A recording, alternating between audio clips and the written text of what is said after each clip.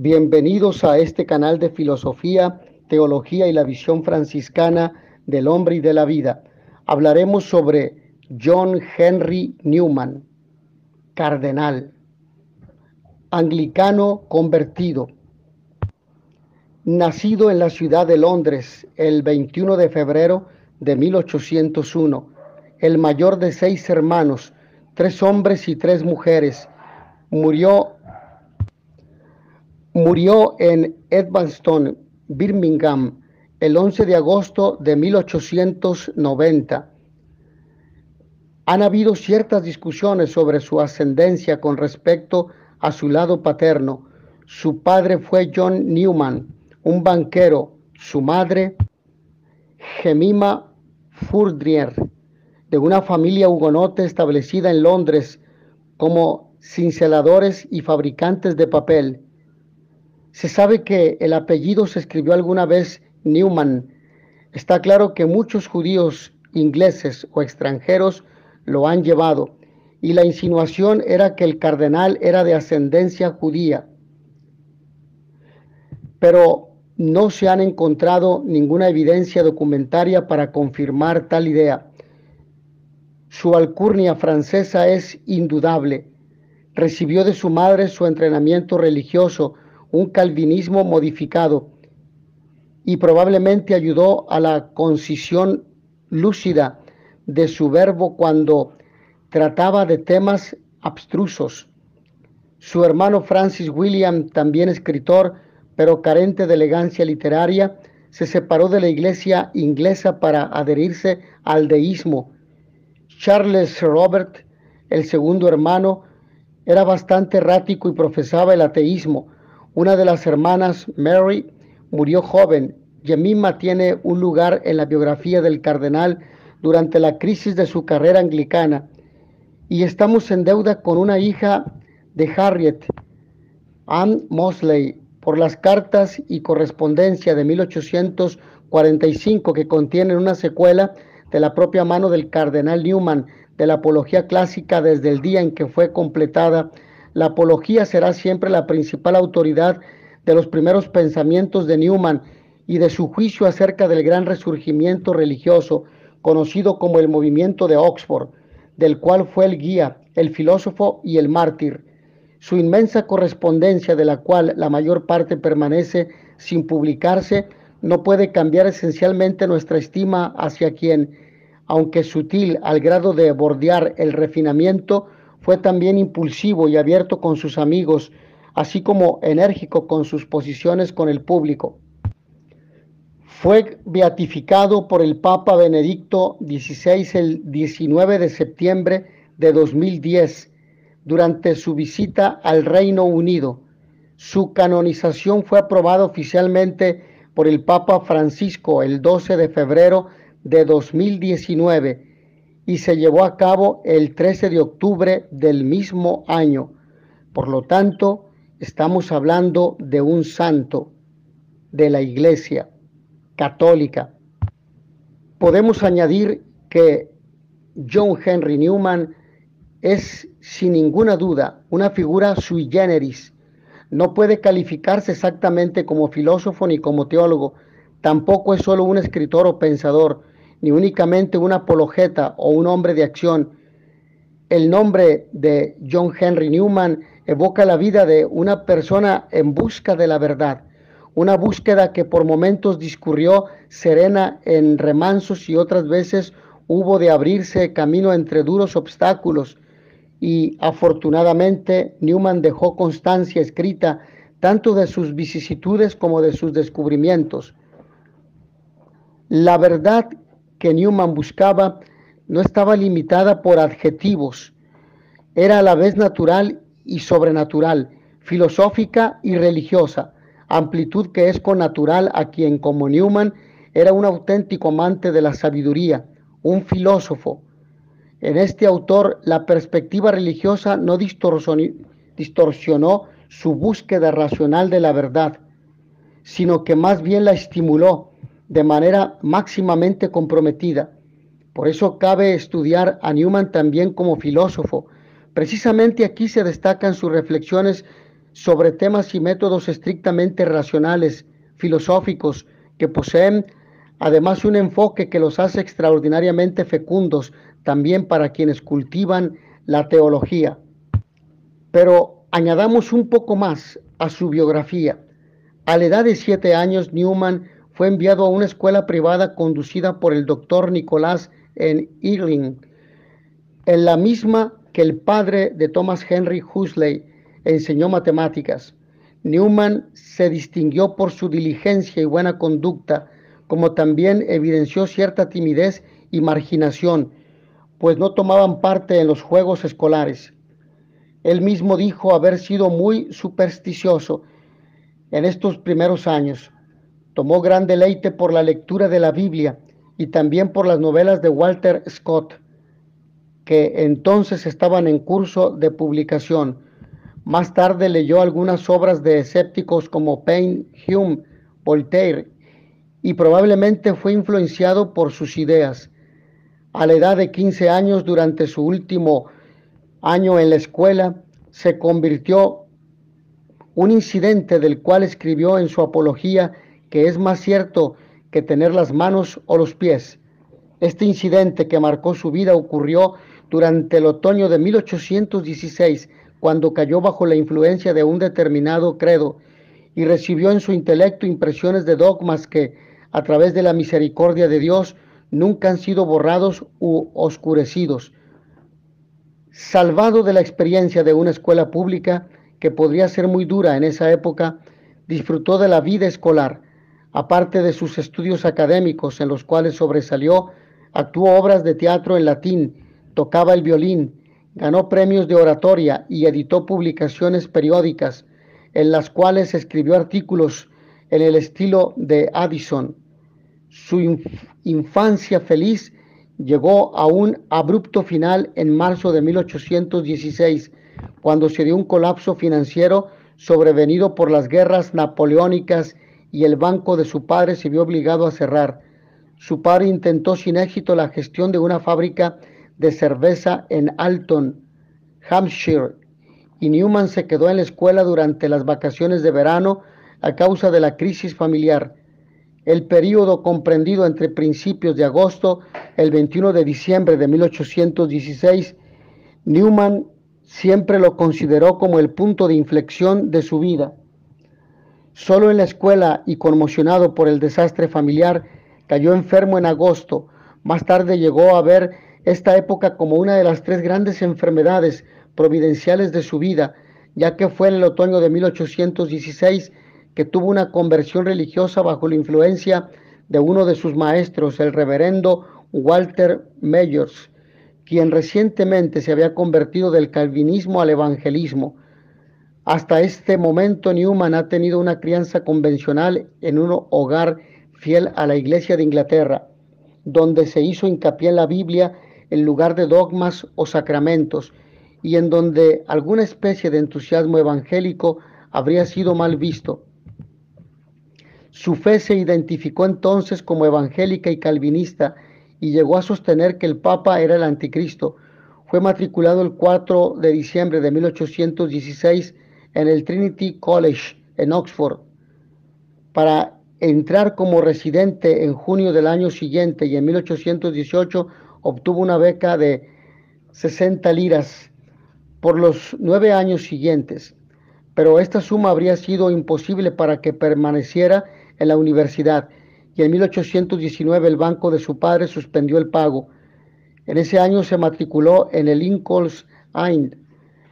La ansiedad por obtener buenos resultados en los exámenes finales produjo el resultado opuesto. Fracasó y se graduó con apenas honores de tercera clase en 1821.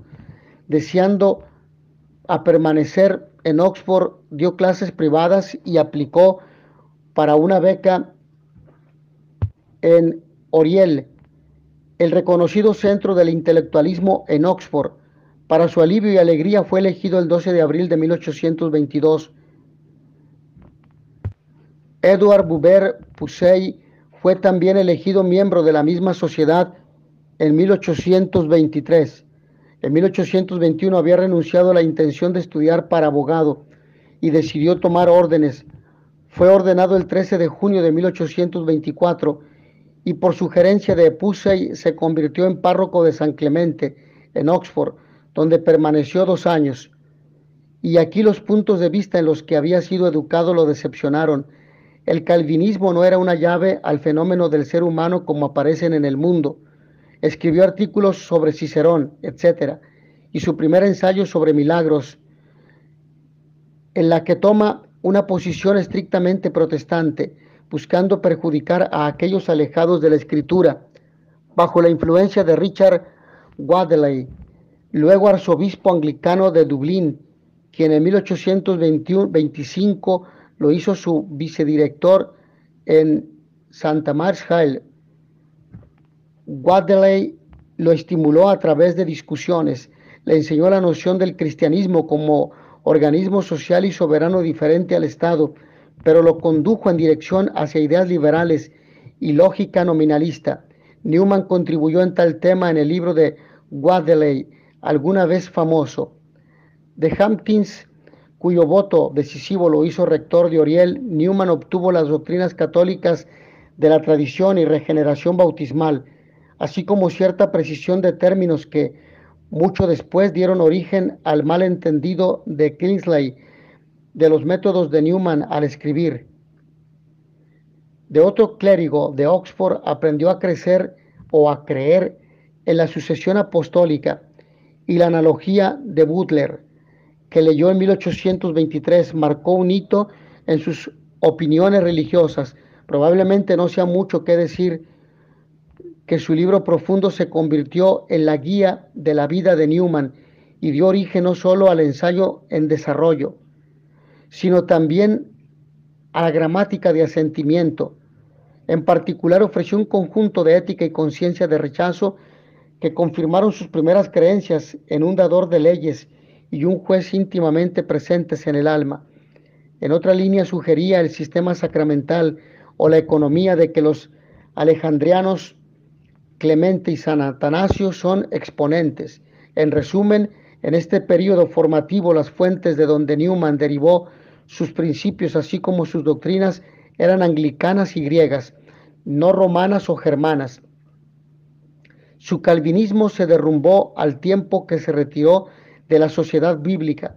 Estaba creciendo ardientemente anti-erastiano y Wadley vio los elementos de un nuevo partido en la iglesia reuniendo al que Oriol había escogido como su promesa intelectual, pero quien Oxford conociera como crítico y antagonista de la marcha de mente.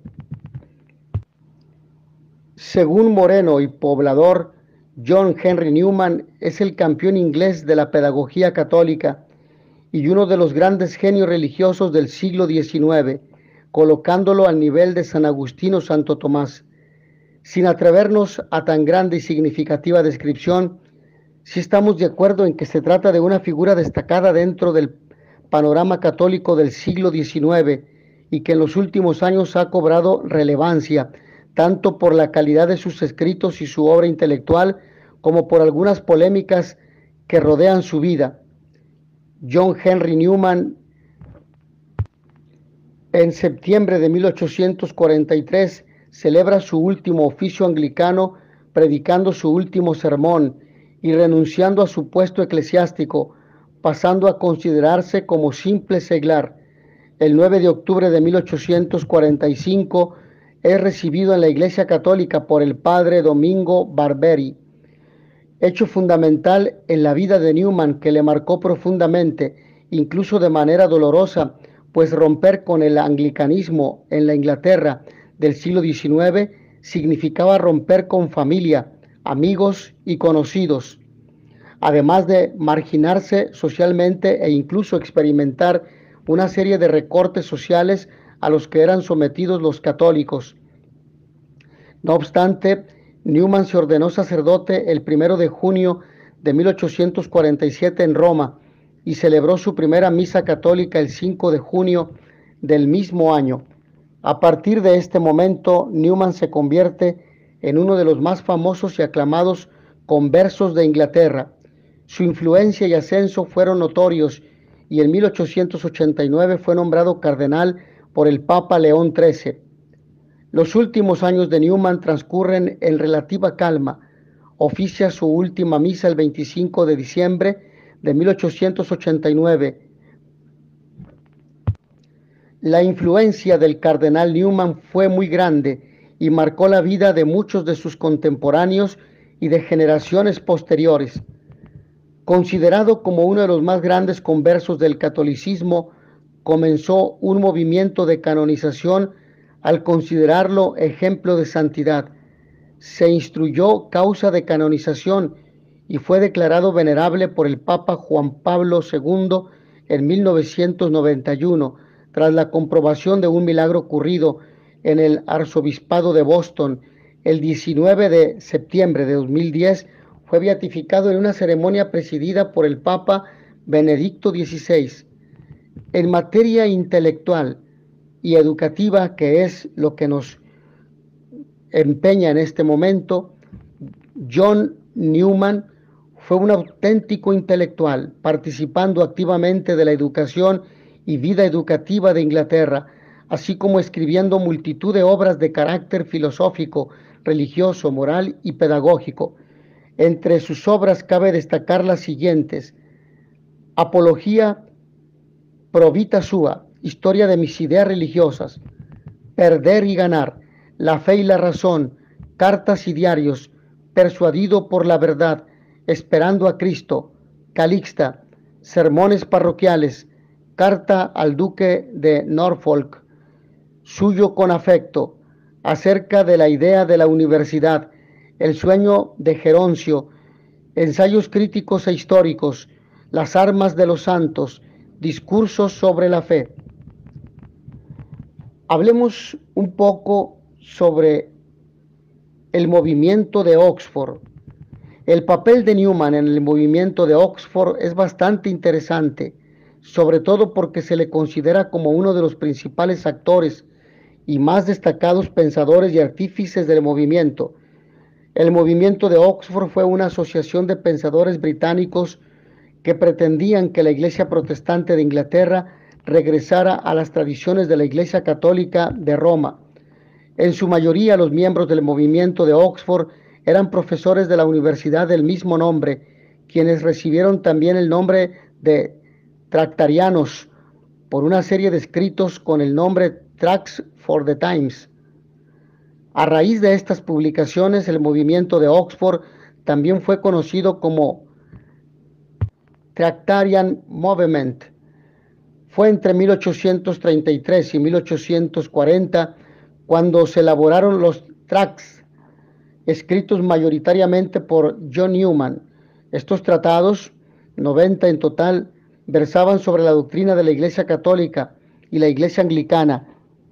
Especiales son los tratados 90 y 71, que produjeron una importante oposición entre el clero anglicano.